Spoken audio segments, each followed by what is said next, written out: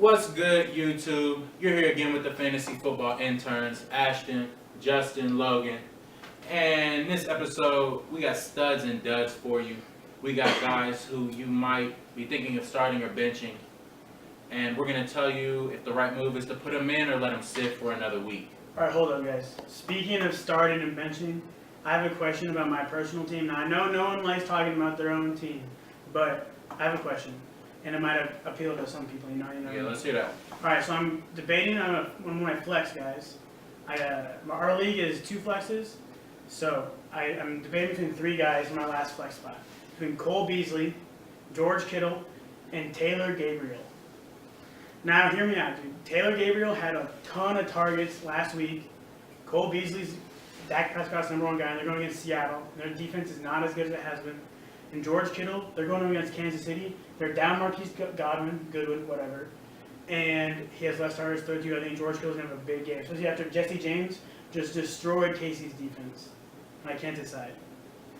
I'm going to go George Kittle. You think George Kittle? I think you can go George Kittle. I kind of like Cole Beasley. I don't know. I think I think Dak and him are finally kind of getting to a point That's where kind of what I was thinking. they can make it without DUDS. Right now, I have There's a Cole lot of Beasley points that are in. going to be scored in Kansas City. That's what I'm That is thinking, true. dude. That is true.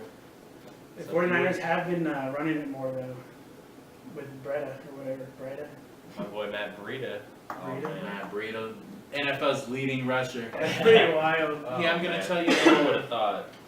I'd have to go if I was in your situation. I'm I'd also go starting Jimmy G, so Kittle. Pair him up. Pair him up, dude. I think I'm going to go with that. Cool. Since we got some advice out there, we're going to start with the studs. My stud for the week is got to go with Kenny Galladay. Besides the fact that he's a freak athlete and a hell of a receiver, through 2 games he already has more targets than Marvin Jones, who people drafted way before Galladay. Galladay is a beast on the field that I like coming into the season, and I think he's a guy you can lock into your starting lineup with a favorable matchup. I agree. I like it. I'm a big fan of Galladay. He's huge. I didn't realize how big he was until I Gigantic, saw him on 6'4". TV the other day, dude. That was crazy. All right, Justin, who you got this week, dude, for your stud? All right, guys. I'm looking at Giovanni Bernard. Got Joe Mixon on the team. Sucks that he's out. Didn't get a chance to pick up Bernard, but I do think Bernard is going to go off. Bengals offense has been looking great the first 2 games. Been passing a lot. I think that's going to help open up that run game for Bernard. Looking at the Carolina matchup, you might be hesitant against that defense, but last week Tevin Coleman in a similar situation, filling in for a starter that's injured. He rushed for over 100 yards, had a great fantasy week. They've been vulnerable on the ground. Yeah.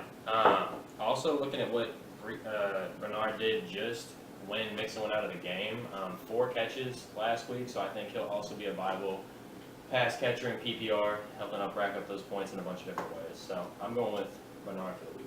Sure, dude. So go. Solid. All right, for my stud of the week, I kind of alluded to this matchup earlier, but I have Jimmy G as my stud of the week. Jimmy G. He's been riding my bench so far. Luckily, he hasn't been putting up all the numbers I thought he would be so far. But I think he's going to tear up this Kansas City defense. Week 1, Kansas City gave up 424 yards and 3 touchdowns on 34-51 passing from Phil Rivers. And week 2, Kansas City gave up 452 yards and 3 touchdowns on 39-60 passing from Big Ben. And I know Garoppolo doesn't have all his weapons he usually does, but I don't think that's going to hold him back. I think he's going to shred this KC defense, bounce back from his mediocre start, and I think he's going to be a top 10 quarterback this week. Yeah, he showed us in this game so far as a starter. He can get yards and Oh, points with just about anybody catching the ball. I like that one. Yeah, I and got 3. that Shanahan offense is not too bad. I think he's due for a breakout week for sure. We'll see. Absolutely. Bet. Let's switch over to the other side, and we got 3 duds for you today. Who you don't want to start. Who you do not want to start. And talked about it in our last video, not a LaShawn McCoy fan this week. Whether it's the injury, whether it's the off-field issues, whether it's the Bills roster as a whole, or the fact that they're playing the Vikings, not touching shady. Yeah, I don't know if I would call that a roster, bro. NFL roster. But yeah, if you have the depth to bench him, bench LaShawn McCoy in week 3 against the Vikings. Yeah, really, anything could happen there. I mean, you could expect anywhere from 3 to 8 points with him. Like, I think it's pretty scary trying to start him. So definitely, especially if you got a little more of a shallow league, Yeah. I'd almost pick someone up off the 10 waiver team- and just 10 throw him team in leagues. maybe. Yeah, dude, it's pretty rough what's going on with him, especially because like he was ranked so high on some of these drafts and stuff. Yeah. But, all right, so Justin, who do you get for Dud of the week? Kind of to bounce off Ashton's stud of the week, I got to go on the opposite side of that with Marvin Jones as my dud. I think Kenny Galladay is definitely outshining Marvin Jones. That's the guy to have. He's definitely taken over that wide receiver 1-2 spot with Golden Tate. Just looking at the stats, Marvin Jones only had 4 receptions in both of the first 2 games, while Golden Tate and Galladay have both almost doubled those in the first 2 games. So he's just not getting the love. Also, I don't know if you guys have been watching those games actively, but he's dropped 2 easy long touchdown passes, big fantasy week makers. Yeah. One of them week 1 just went right through his hands, and me as a fantasy owner in one league was just like, It's tough to see. come on, man, what the hell are you doing? But yeah, I think it's going to progress. Maybe try and trade him now, get some value for him before Galladay takes I agree over. with that one. There's a lot of mouths to feed in that Lions offense, and Stafford doesn't seem to be looking his way early on in the season, or at least like he did last year. Definitely. Who you got as your dud this week, Logan? I got a guy that is ranked in the top 10 of running backs right now. Austin Eckler, dude. He has been playing pretty well so far. Been getting good amount of targets. He's had a couple of long touchdown runs. But this week is different than the first 2 weeks. The Chargers aren't going to go up against Kansas City Chiefs, who we've talked about. They're going up against the Los Angeles Rams, dude. They're driving across town rival. It's not going to be good, dude. Yeah. So far, the Chargers have played the Chiefs and the Bills. So those defenses are just not on the same level as the Rams. Not at all. Yeah, I think the Rams defense is going to dominate them. They only allowed David Johnson 6 points, and Austin Eckler is not David Johnson. So I say do not ride with Austin Eckler unless you're really in need of some running backs right now. So how do you feel about the Melvin Gordon injury? I don't know. I think it was like something upper body. Nah, You dude, worried about that at all? I think he's going to grind through the whole game? Fine. Okay. Melvin will be all right. Okay. Melvin's a beast.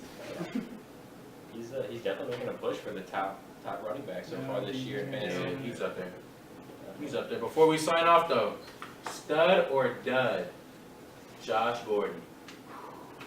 All right, dude. I think right now, I say you just ride with him on your bench for a bit.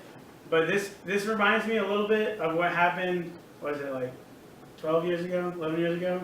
Randy Moss, dude. I looked at this today. Oh, man. Bro, the Patriots traded for a slumped Randy Moss who just put up like 50 catches, 700 yards for the Raiders. They traded a 4th-round pick for him, revived his whole career in the Hall of Fame now, dude. I think Josh Gordon could bounce back in this Belichick system, bro. Goes up a Randy Moss. Dude, Josh Gordon is an avatar, bro. He is huge. Avatar. Dude, he is wild, bro. I know he likes a little bit of the, I know he likes to have this offseason engage in activities off the field. Keep him on the If you field. put him in that Belichick system, that TB12 method, bro. I think Josh Gordon is going to light it up. I'll agree with that. Josh Gordon has a big problem, and it's affected his play, it's affected his availability, and your best ability is your availability. But if there is somebody in the league who can get him straight, it's Belichick and the Patriots organization. I say wait a week because he's probably not going to play. Wait a week. I'm going to tell you to trade him. Trade him while he's high. No, I think you trade buy him while he's low before he goes All up. right. Bro. I think you trade him. Remember this, lock this I in. think Remember this. there's This is just- one we'll look back on. There's too much. There's too much We'll going around rewind. there. We'll rewind in a few weeks and see where he's at. Edelman's gonna come back. I think they're still trying to see what Sony Michel can do. I don't know. There's a lot going on. Yeah, well, let's let the viewers go for today. Thanks for tuning in to the Studs and Duds episode. I think we gave you a lot of material that can get you that W for the week.